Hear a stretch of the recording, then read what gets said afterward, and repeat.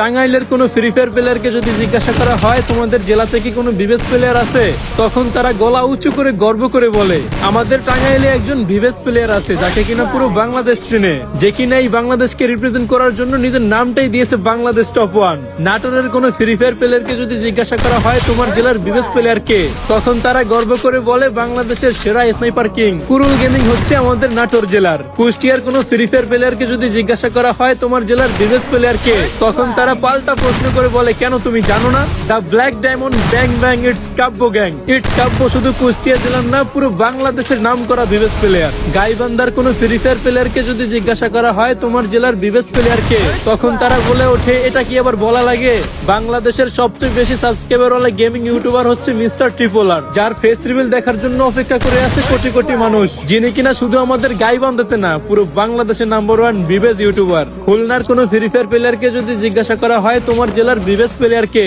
তখন তারা এক কথা বলে ওঠে বর্তমানে টিকটকে যে কাপাইতাছে ট্রেন্ডিং সেই আমাদের খুলনা জেলার একমাত্র বিবেস ইউটিউবার একে মিরাজ গেমিং। নোয়াখালীর কোনো প্লেয়ারকে যদি জিজ্ঞাসা করা হয় তোমার জেলার বিবেস প্লেয়ার কে, তখন তারা বলে ওঠে আমার জেলার বিবেস প্লেয়ার হচ্ছে জিডাব্লিউ সিয়াম ভাই। আর আমাকে যখন কেউ জিজ্ঞাসা করে যে তোমাদের ভোলা জেলার বিবেস প্লেয়ার কে, তখন আমি হতাশা ভরা চোখ নিয়ে নিচের দিকে তাকিয়ে বলি আমাদের ভোলা জেলায় কোনো বিবেস প্লেয়ার নাই। তোমাদের কার কার জেলায় কোনো